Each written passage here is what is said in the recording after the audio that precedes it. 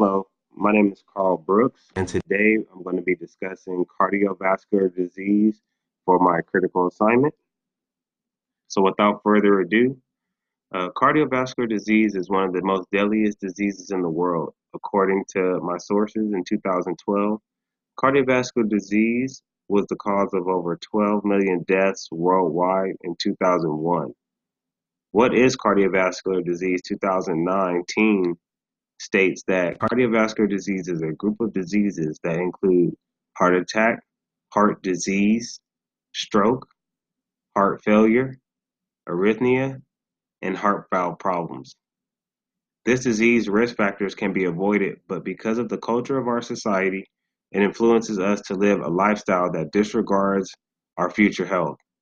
This leads to a loss of income from indulging in the habits and deteriorating health and opening up our bodies to diseases such as cardiovascular disease. So, two hot button issues that we're going to be discussing. The first one is that the number one cause of death among Americans, with killing over 610,000 per year in America, is cardiovascular disease. And it accounts for almost 1 in 4 deaths per year. This disease affects all races almost equally, with a rate of 23.5%, according to Heart Disease Facts and Statistics 2018. The second major one is the culture of our society and their attitudes towards making money over the overall health and well being of the populations they serve, as well as a persuasive advertising of products that influence the public's lifestyle choices for profit. So to the left we have Nas, and he's making smoking look cool by, dressing in the elegant suit, being the businessman. Businessmen are stressed, so they have to relieve their stress by smoking. And this is pretty much what I'm getting from that specific picture. And on the right, it just represents our country's attitudes towards eating and exercising as a whole. Because of the obesity rates, pretty much people are choosing sedentary lifestyles, and this is a risk factor for cardiovascular disease, as well as the culture of fast food, where you could just stop by any fast food restaurant and get whatever you want when you want it, and it's cheap. So it seems cheaper to eat fast food than it does to eat healthy, and it's more convenient that way, especially with people's busy lifestyles. So these are also risk factors for cardiovascular disease.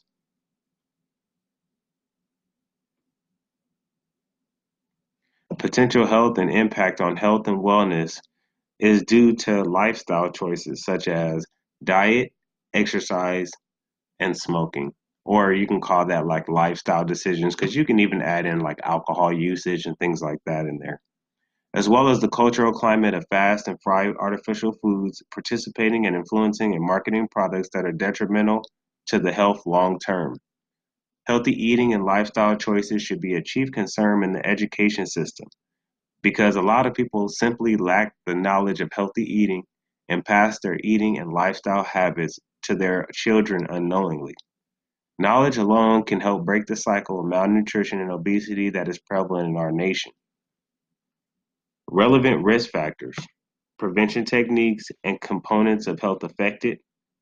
Some relevant risk factors for cardiovascular disease are sedentary lifestyles, like what we discussed a little bit earlier, as well as lifestyle choices like smoking and poor diet.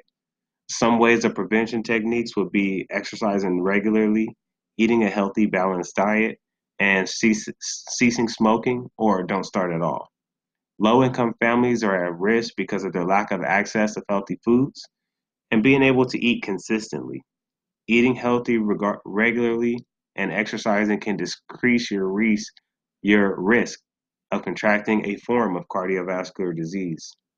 So here we have somebody running. You definitely want to make sure that you're getting at least 20 minutes of cardio a day. I believe it's about 5 days a week, 20 minutes of cardio, and that'll help lower your risk for cardiovascular disease. If you're going to stop smoking, if you're smoking, then you should probably stop as soon as possible, so that way you can fix the damage or start repairing the damage to your body before it starts to become irreversible. Or if you don't smoke, just try not to start at all.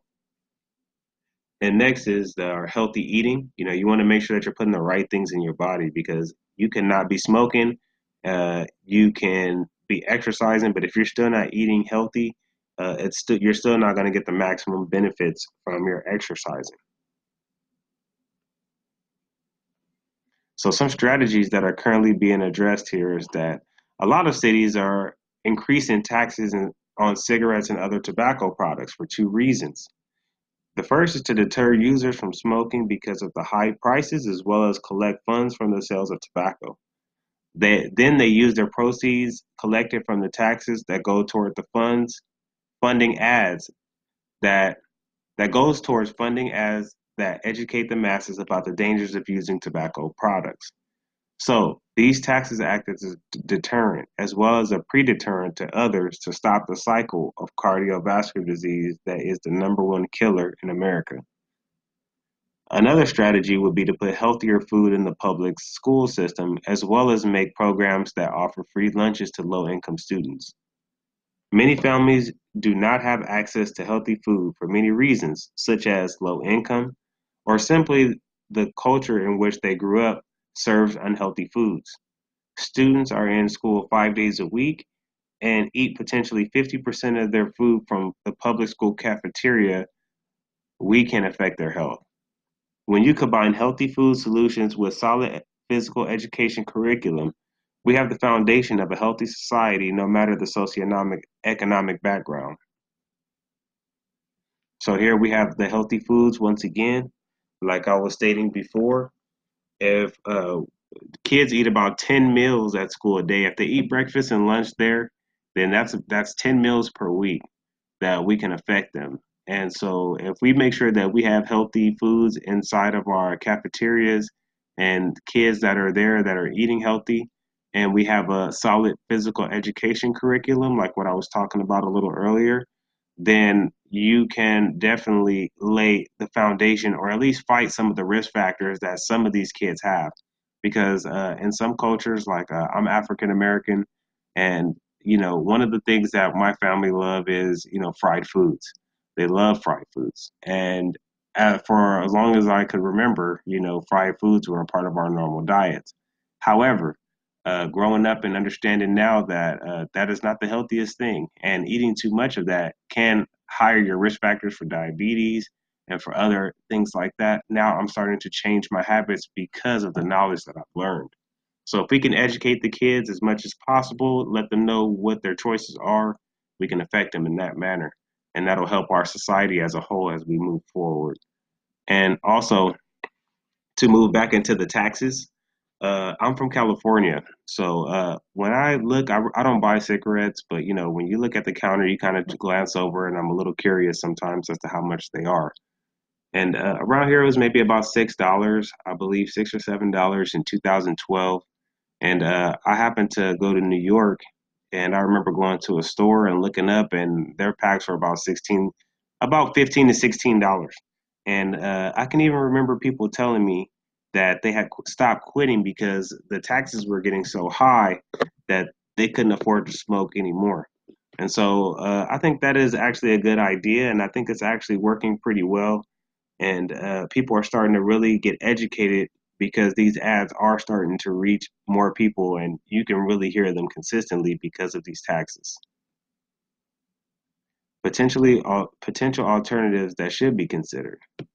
Life is very stressful, and this makes things difficult to control a lot. And these factors, however, by using alternative behaviors, we can avoid the pain and risk of contracting cardiovascular disease. For instance, if you stress a lot, meditation would be a good alternative behavior to engage in instead of stressing and worrying about things we cannot control. If you are trying to stop smoking, replace your smoking with exercise and healthy eating habits.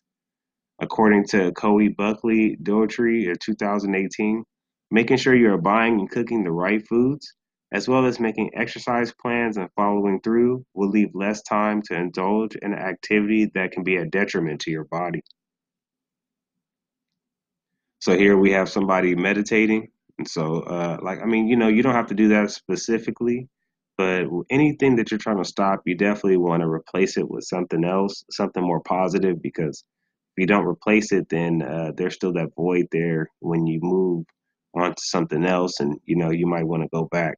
So at least if you're worrying all the time, you go, oh, I'm worried. Okay, well, let's meditate. That'll be your trigger, and that'll help you to move along. And like I said, quitting smoking is very important if you're a smoker, because this definitely makes your risk factors go higher. The more you do it, the longer you do it. But I said, even if you quit, uh, you'll definitely feel the effects, and it'll lower your risk factors. So even if you're a smoker, you have opportunity, just go ahead and do your best to quit. There's help out there that you would have to look for. If you're not doing it, then just stay away from it, and that'll definitely keep your risk low for cardiovascular disease. And so here are my references. And my name is Carl Brooks, and this was my critical assignment on cardiovascular disease. And just for some final thoughts, something that I really understood now from doing this research is that, your eating and your exercising is very important. In my family, people didn't exercise. They ate not so well, and exercise was just not a part of their lifestyle. And a lot of my family members died early. And I believe it's because of inactivity and because of the lifestyle choices that they have. So the more that we are aware of the things that we can change, the better things are and the easier it is to maybe do a change. So if you're a smoker and you don't know what the effects are, you'll be more likely to smoke, as opposed to if you understand what the risks are and what will happen if you do that, then it'll give you more of an incentive to try to make some healthy changes for the better. And life is about growth, life is about developing, and life is about change. So, as long as you're growing and you're developing, you're going to change.